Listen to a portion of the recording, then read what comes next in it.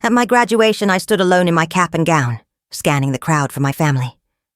They were gone. That night, I saw the photos online. My parents, my siblings, all smiles under the campus archway. Without me. No mention. No tag. As if I never existed. I thought it was a mistake. Until I saw the video. My mother, gently pushing me out of the frame. I froze. Had I imagined the distance all these years? Or had I just refused to see it? This wasn't the beginning of the end. It was the moment I stopped pretending I was part of their perfect picture. I was still beaming when I stepped off the stage, diploma in hand, adrenaline humming under my skin. My name had echoed through the stadium. Applause had followed, and I had scanned the sea of people for one face. My mother's, or maybe my dad's, or even my sister's. I spotted them, standing in a cluster near the front row. My heart lifted. They were here. They saw me. I thought, they're probably waiting by the arch for pictures. They wouldn't leave before I joined them. I walked briskly, weaving through the crowd, fixing my cap that kept slipping with the breeze. When I arrived at the photo area, they were gone. The backdrop stood empty. The line had dwindled, and there was nothing but a few families laughing, arms still linked. I stood still, my hand tightening around the diploma. Then, a glint caught my eye. One of the building's tall glass windows reflected the scene behind me. A group of students hugging, balloons bobbing. My own reflection was faint, fragile, swallowed up by the motion of others passing by. Just like in real life. That night, I sat alone on the floor of my bedroom, still in my gown, scrolling through my feed. The photo stopped me cold. My family, my parents, sister, younger brother, all under the campus archway, smiles wide, color-coordinated outfits. Caption, "So proud of our family." I wasn't in it. No mention, no tag, no trace. A friend commented, "Wait, wasn't Aubrey graduating too?" My chest caved in. I didn't know what to think. I tried to reason it away. Maybe they didn't know where I was. Maybe it was rushed. Maybe they thought I'd already gone home. I typed, "Why wasn't I in the photo?" to my mom. She replied minutes later. "You disappeared after the ceremony. We waited." Something in the tone. It wasn't guilt. It was indifference. Later that evening, I heard a voice note sent from my mom to my aunt, play from her phone. She'd forgotten to disconnect from Bluetooth. I didn't want her ruining the picture. She always looks awkward. You know how she is. I didn't know how to breathe for a few seconds. That wasn't a mistake. That was intent. I couldn't sleep. I went back to the Instagram stories from earlier. My sister's story had a short video clip, laughing, prepping for the shot, Mom pulling everyone together. And there I was, walking into the frame. I raised a hand to wave, smiling. And in that same moment, my mother reached over and gently pushed my arm down, nudging me backward. I disappeared off screen. Suddenly, everything that never made sense before snapped into brutal clarity. I remembered birthdays. My sister got Disneyland. I got a single muffin on the kitchen counter. One year, I didn't even get a candle. In 6th grade, I was honored as the top student in my entire district. I handed my parents the certificate, glowing with pride. They glanced at it, smiled faintly, and said, "Good job." The next week, they drove 3 hours to watch my younger brother perform in his school play. They never once mentioned my award to anyone. I got up in the middle of the night, unable to rest, and opened the old family albums tucked in our hallway drawer. I flipped through the pages. There was my sister's dance recital, my brother's soccer games, Mom and Dad at wine tastings, beach trips. My face appeared less and less, until eventually, not at all. One photo from 10 years ago caught my eye. It had all 5 of us, except my head had been sliced out, the edges frayed. I checked the back. 4th of July, best day ever. I wasn't even part of the caption. I opened the shared Google Photo library. Out of desperation, I typed Aubrey into the search. No results.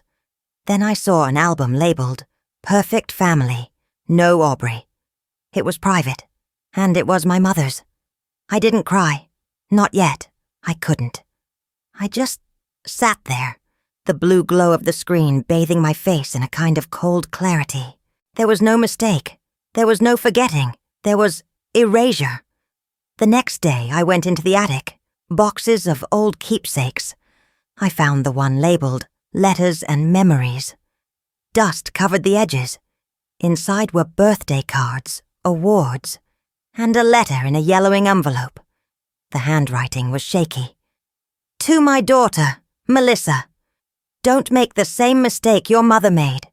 Don't abandon the child who doesn't shine the loudest. The quiet ones carry the deepest stories. Please, don't lose her. I ran my fingers over the words. They weren't meant for me, but they were about me. After graduation, I buried myself in accomplishments. I signed up for the Honor Society, picked up a part-time job to support myself, and still made time to visit my grandfather twice a week at the care home. He had dementia, barely remembered my name, but always held my hand like it mattered that I was there. He was the only one who made me feel seen, even in his fading mind. I sent screenshots of my grades to my mom. 4.0 GPA, 2 letters of recommendation, 1 from the dean. She seen it, no reply. I texted her after winning a campus-wide essay contest. I got a heart emoji. Once, when I sent her a video of me speaking at a student leadership summit, she left me on red for 3 days. When she finally responded, it was to ask if I could come home that weekend to help clean out the garage. Sometimes I thought maybe I was the crazy one. Maybe this was just how parents acted. Detached.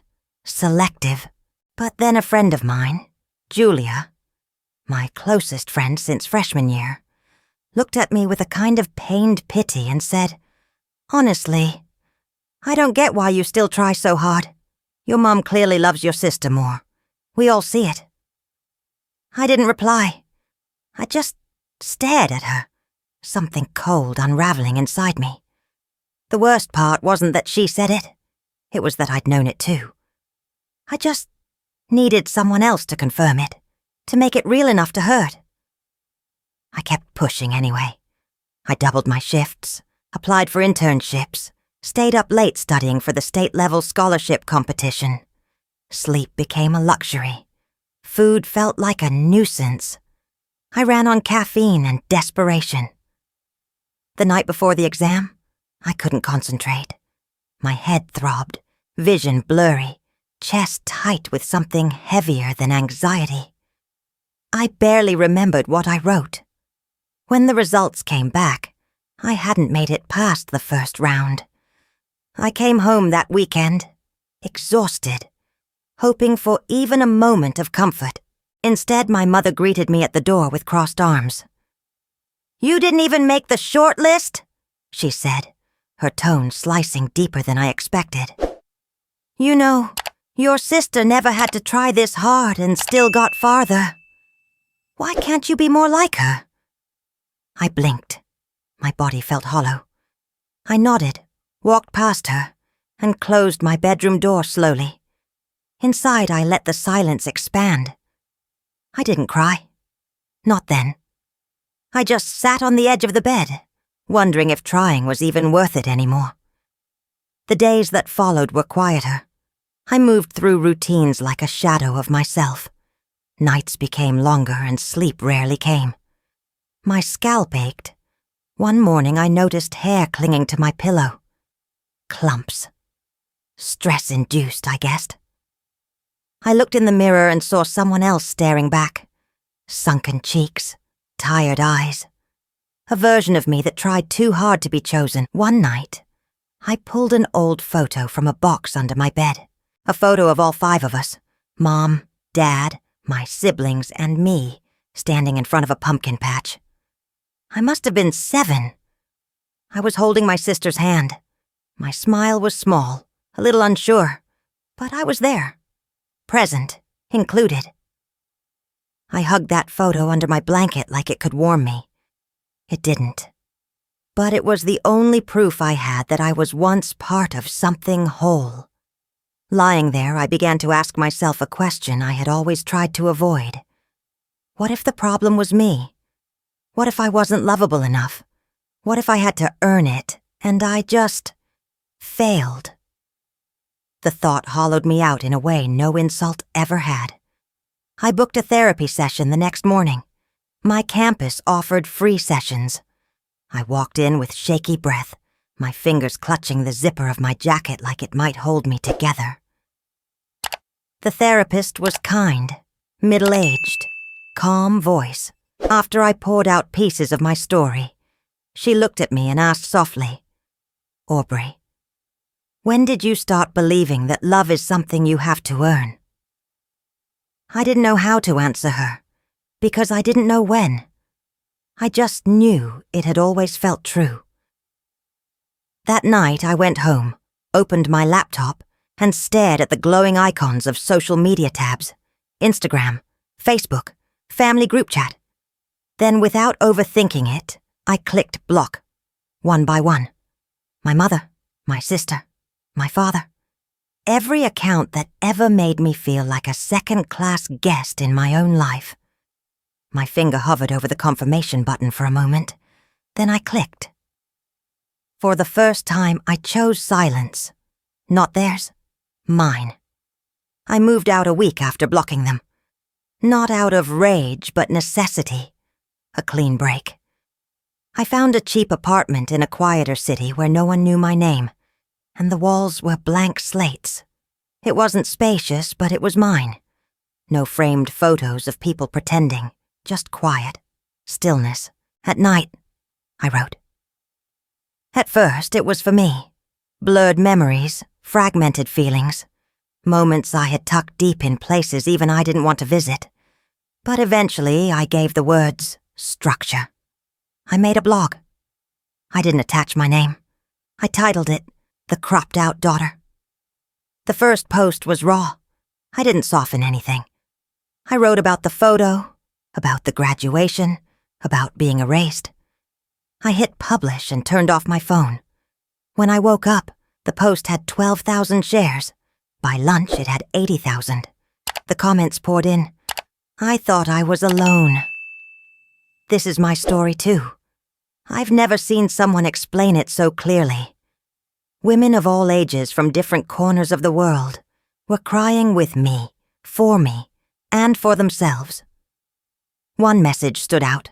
No profile picture, no name. Just a direct message. Your story. I know it's true. I used to work for your mother. I know what she did. I stared at the screen, heart racing. Before I could reply, the account vanished.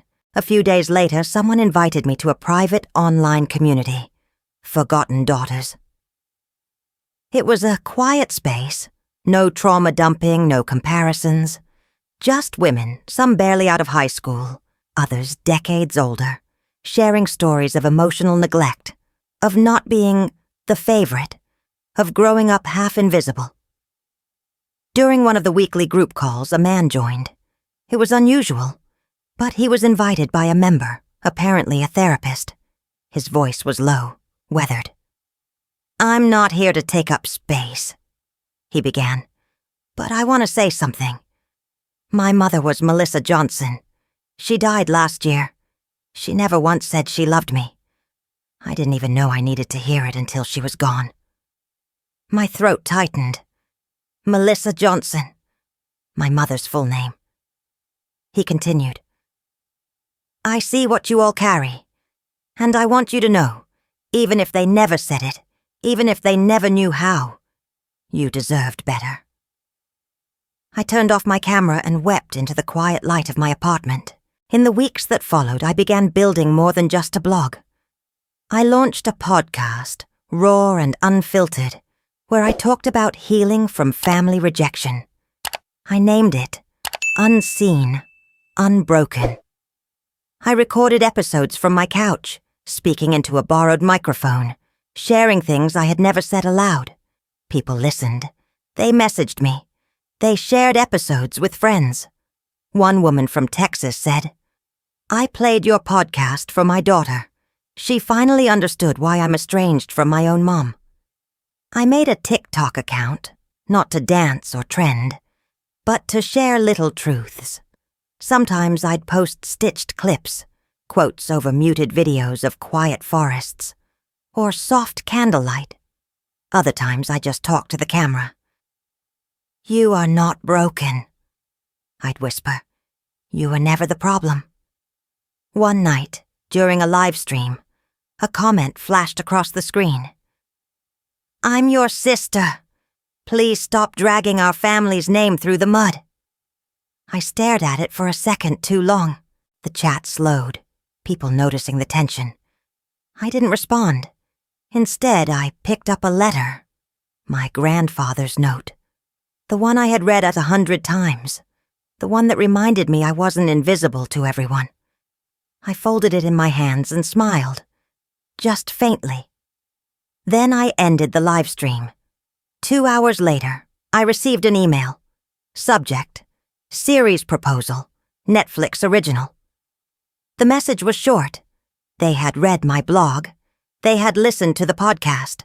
They thought this story mattered, and that others needed to hear it, not as a lecture, as a show, a portrait of what happens behind perfect family portraits. I didn't know what to feel.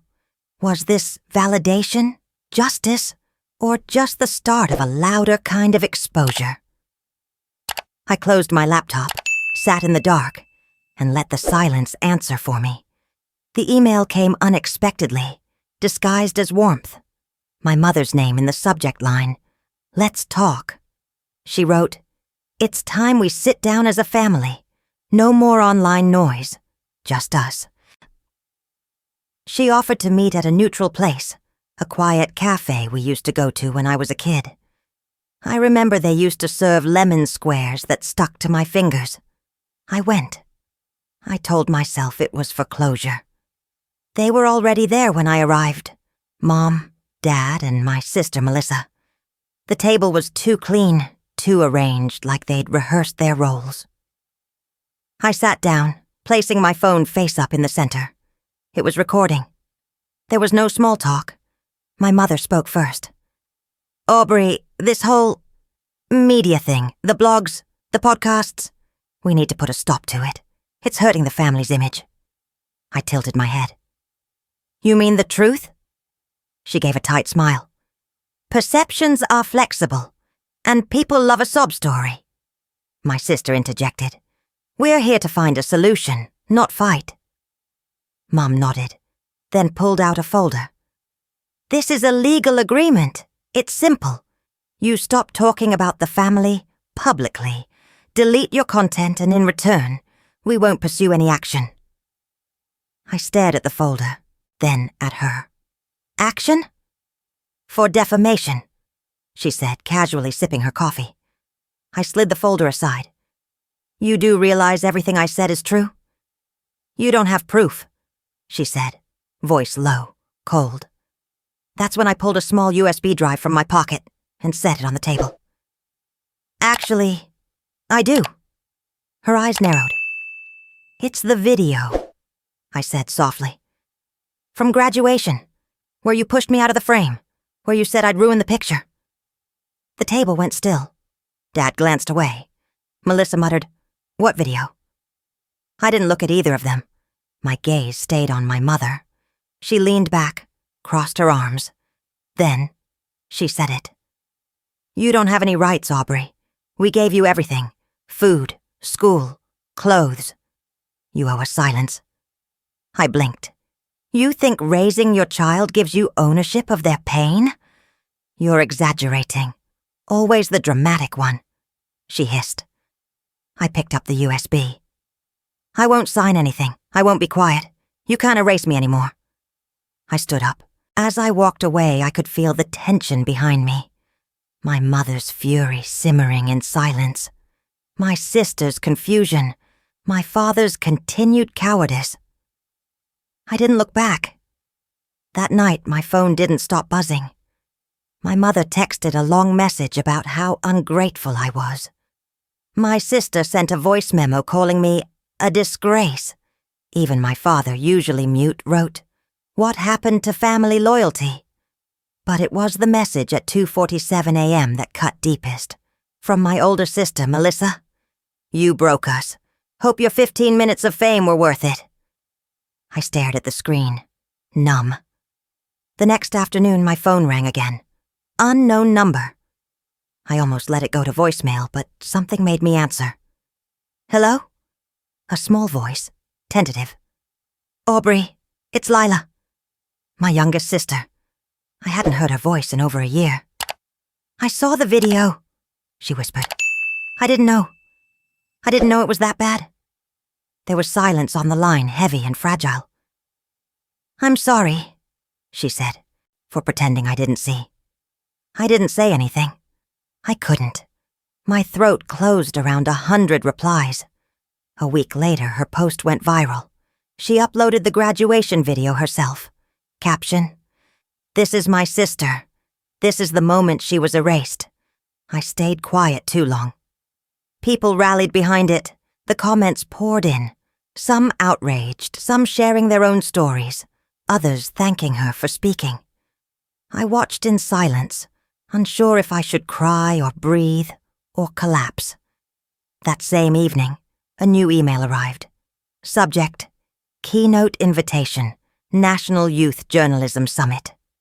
They wanted me to be the closing speaker for a panel titled The Power of Unspoken Truth, Breaking Family Silence.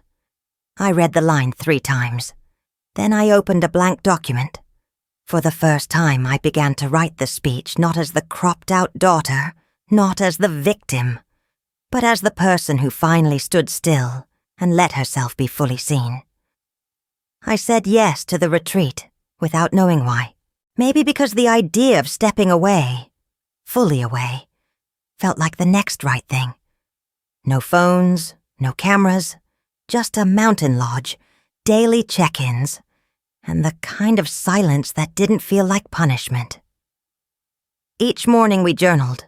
The prompts were simple but brutal. Write to your younger self. Describe what you needed but never received. Name the voice that still echoes inside you. At first, my pages were stiff, guarded, but something cracked by day 3. I stopped filtering. My pen moved without my permission. You didn't deserve to be erased. You are not invisible. Not now. Not ever again. In the evenings, we sat around a fire. Strangers turned into mirrors, sharing their own stories of being the one left out, the one who never got picked, the one who had to clap for others while bleeding inside. One night, I sat alone by the window with my journal.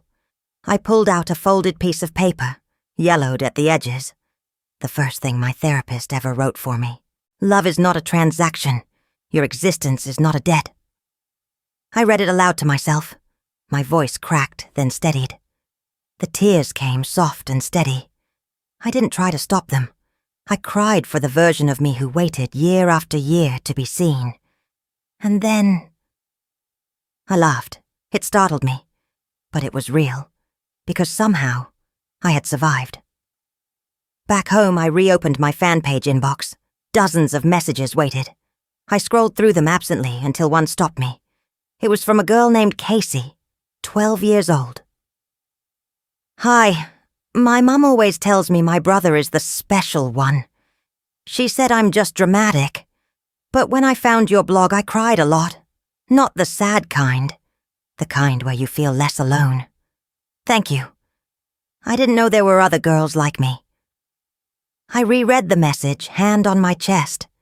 This was bigger than revenge, bigger than even justice. It was connection. That night, I opened my laptop and wrote the first page of my book. This is for every daughter cropped out of the frame. I called it The Girl Cropped Out. The words poured out faster than I could organize them. Chapters of silence, sharp edges of conversations I'd memorized, the twisted logic of being unloved by the people who made you. I didn't write to make them pay. I wrote to set myself free. When the book was done, I submitted it to a small publisher. I didn't expect much. 2 months later, I was booked for a live interview with a major international talk show. The set was sleek, the host warm, the cameras too many to count. I wore a soft blue blouse, nothing loud but everything intentional. I wanted to look like peace. Halfway through the interview, the host leaned forward. "What would you say to your family now, if they're watching?" I paused, my throat tightening. Then I said, "I'm not bitter. I'm finally visible." The quote went viral. Clips of the interview were shared across platforms. Viewers stitched the moment, echoing my words, their own stories attached like lifelines. And then something unexpected happened. The producers received a clip from a private email. It was a video of my mother. Her face looked older than I remembered, her voice softer. "I was wrong," she said, staring into the lens. "I don't know how to undo what I've done, but I know what I took from her. I didn't just cut her from photos. I cut her out of a life she belonged in. I'm sorry." It wasn't broadcast. They asked me if I wanted to include it. I said no. I wasn't ready. Later that night, I sat in my apartment, watching the city lights blink through the window. I reopened my manuscript. The final chapter stared at me like an open door. I thought about Casey. I thought about my mother's eyes in that video. I added one last chapter. I called it, "Forgiveness is not forgetting." Not for them. For me. The cafe hadn't changed. Same worn-out cushions. Same humming fridge in the back. Same tiny bell that jingled when the door opened. I hadn't stepped foot in it since I was 14, back when my mom used to bring me here after orthodontist appointments. It was neutral ground then. It felt neutral now. I sat at the corner booth, facing the window. I didn't fidget. I didn't rehearse. I just breathed. She walked in 5 minutes late, wearing a beige coat and a face that had aged.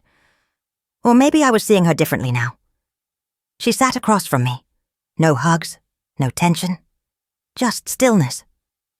"Thank you for coming," she said. I nodded. There was silence, not the sharp kind, the suspended kind. Then she spoke, quietly. "I watched your interview, the book, the podcast, the stories. I didn't know you could speak like that." "You never asked," I replied. It came out softer than I expected. She looked down. "I hurt you, deeply, repeatedly. I won't make excuses for that anymore." I said nothing. Not because I didn't have words, but because I wanted to hear all of hers. I thought, if I didn't acknowledge it, maybe it would disappear. That I could curate the perfect image and call that love. She reached into her bag and pulled out a small envelope. I tensed, but she didn't slide a contract this time. "I found this last week," she said, pushing it gently across the table. It was in a drawer I hadn't opened in years. I opened the envelope slowly. Inside was a photo, a real one. No cropping, no edits, just us, our whole family, sitting in the backyard on a plastic mat. I must have been 5. My mother had one arm around me, the other around my sister. We were all laughing, pure, messy joy. Tears welled in my eyes before I could stop them. "I never posted that one," she said.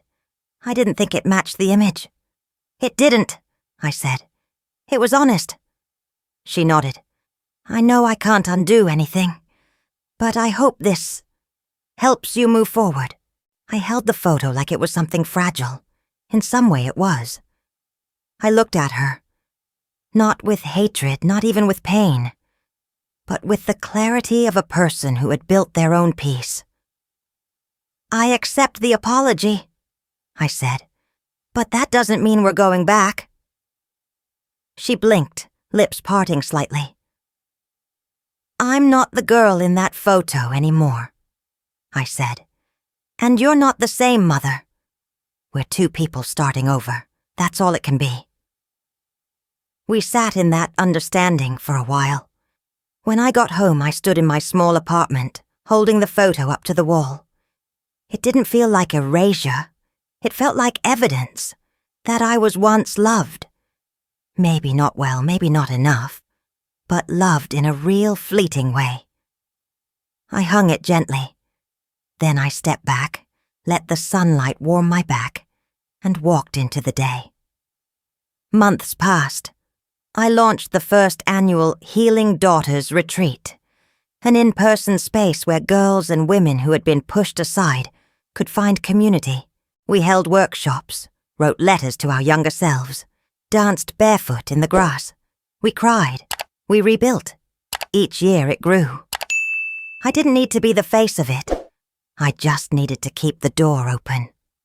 Netflix released the series quietly, but it didn't stay quiet for long. The first episode, The Girl Who Was Cropped Out, broke streaming records in its category. I watched it alone. It was surreal, seeing someone play a version of me, walk my hallways, sit in my silence, stare into the mirror I once feared. They got the ending right. The final scene showed a girl standing at her graduation, surrounded by her found family. No parents in sight, no apologies needed, just her, whole, visible. The narrator's voice, mine, echoed as the screen faded to black. She didn't need a family portrait to prove she belonged. She became her own frame.